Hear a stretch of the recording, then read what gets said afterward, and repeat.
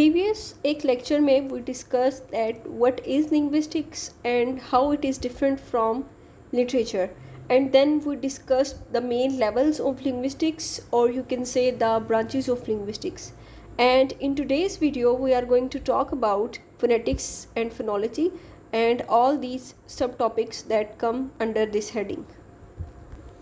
So let's start our today's topic. Phonetics is the study of speech sounds. कोई भी language different words को मिलाकर बनती है और वो वर्ड्स डिफरेंट साउंड्स को मिलाकर बनते हैं, तो study of those sounds is called phonetics. Phonetics और फोनोलॉजी में मेन डिफरेंस ये है कि फोनोलॉजी लैंग्वेज स्पेसिफिक होती है, हर लैंग्वेज की डिफरेंट फोनोलॉजी होती है. जैसे अगर हम लोग इंग्लिश में स्पीच साउंड्स को स्टडी कर रहे हैं तो that is phonology of English language. इसी तरह हर लैंग्वेज की डिफरेंट फोनोलॉजी होती है. लैंग्वेज में वर्ड्स की प्रोडक्शन, उनकी आर्टिकुलेशन या प्रोनाउंसिएशन, वो हर लैंग्वेज की डिफरेंट होती है और उनके रूल्स को स्टडी को फोनोलॉजी कहते हैं. फोनेटिक्स की बेसिकली 3 मेन ब्रांचेस हैं. First one is articulatory, then acoustic phonetics and then auditory phonetics. तो articulatory as the name indicates, इसके अंदर हम लोग स्पीच साउंड्स की आर्टिकुलेशन को स्टडी करते हैं कि कोई भी स्पीच साउंड कैसे प्रोड्यूस होता है, their production. Acoustic phonetics deal with physical properties of sound. जैसे ही कोई वर्ड आर्टिकुलेट होता है उसकी ट्रांसमिशन, उसकी फिजिकल प्रॉपर्टीज़ लाइक उसका स्ट्रेस, पिच, फ्रीक्वेंसी, एम्पलीट्यूड, ये सब कुछ एकॉस्टिक में स्टडी किया जाता है. And then auditory. Auditory is related with perception, कि how we hear sounds. Phonetics में एक मेन एलिमेंट है विच इज़ फोनीम. तो phoneme is the smallest meaningful unit of sound. तो ऐसा साउंड जिसके चेंज होने से वर्ड चेंज हो जाए या फिर उस वर्ड की प्रोनाउंसिएशन चेंज हो जाए और वर्ड का मीनिंग भी चेंज हो जाए. जैसे बिट. बिट एक वर्ड है, इसके अंदर 3 फोनीम्स हैं. इसका मतलब यह है कि आप इन तीनों में से कोई एक भी चेंज करो ना तो वर्ड चेंज हो जाएगा, उसकी प्रोनाउंसिएशन भी चेंज हो जाएगी और मीनिंग भी चेंज हो जाएगा. लाइक अगर मैं इसमें जो लास्ट 2 फोनीम्स हैं, लाइक जो आई और टी है, उनको मैं सेम रहने दूं और सिर्फ मैं बी को चेंज करूं तो इसको मैं कन्वर्ट कर दूं फिट.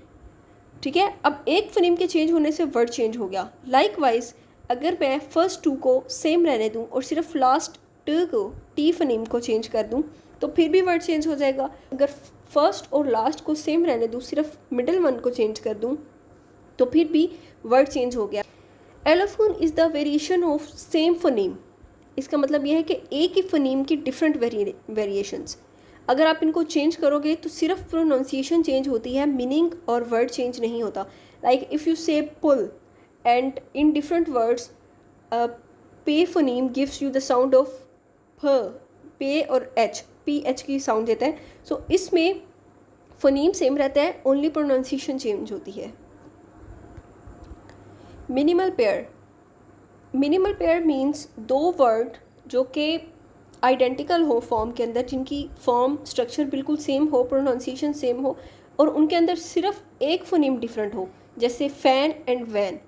अब इसमें ए और एन दोनों फोनीम्स सेम हैं और सिर्फ F and V phoneme different है. So these words are described as minimal pair. Next is syllable. A syllable is a unit of sound that is consist of vowel sound. तो syllable के अंदर vowel sound का होना compulsory है और consonant may और may not be present, but कोई भी ऐसा single unit of sound जिसके अंदर एक vowel sound हो, that is called syllable. Vowel sound ऐसी sound होती है in which there is no obstruction of air. Air की ऑब्स्ट्रक्शन नहीं होती. और कॉन्सोनेंट साउंड के अंदर या तो पार्शियल और या फिर कंप्लीट ऑब्स्ट्रक्शन ऑफ एयर होती है. Next important topic is syllable structure. किसी भी सिलेबल का स्ट्रक्चर, एक सिंगल सिलेबल है, वो 2 पार्ट्स में डिवाइड होता है, onset and rhyme. And rhyme is further divided into nucleus and coda. Let's say we have a single syllable word cat.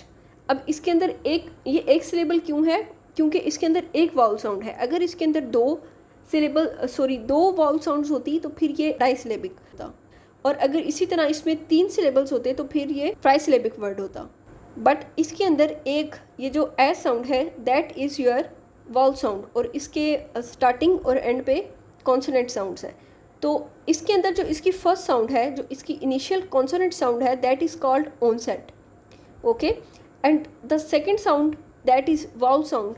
Vowel sound को हम लोग कहते हैं न्यूक्लियस। एंड जो लास्ट कॉन्सोनेंट्स होते हैं they are called coda. Consonant cluster two और more consonants इन sequence, जहाँ पर दो या दो से ज़्यादा कॉन्सोनेंट साउंड्स हों, they are called consonant cluster. Okay, next important topic is the place and manner of articulation. If you are preparing for exams like competitive exams, PPSC, FPSC, or if you are generally studying phonetics and phonology, so place and manner of articulation is the mandatory topic. Place means the place of articulation, like where a sound is being made, and manner means how the sound is being made. This chart gives you the complete depiction of place and manner of articulation of consonant sounds. तो manner के लिहाज से ये sounds 6 parts में divided हैं: plosives, fricatives, affricates, nasal sounds, liquid sounds and glides. और place के लिहाज से they are bilabial, labiodental, dental, alveolar, post-alveolar, palatal, velar and glottal. अगर इस येलो कॉलम की बात करूं तो ये माइनस और प्लस साइन इंडिकेट करते हैं कि which sound is voiced and which one is unvoiced. Minus sign indicate करता है वॉइसलेस साउंड को और प्लस साइन इंडिकेट करता है वॉइस्ड साउंड को। तो वॉइस्ड वो साउंड्स होती हैं जिनमें आपके वोकल कॉर्ड्स वाइब्रेट होते हैं when the air is being pushed out of your lungs, and voiceless sounds are those in which your vocal cords don't vibrate. तो सबसे पहले डिस्कस करते हैं मैनर। इसमें first category is plosives which are also called stops.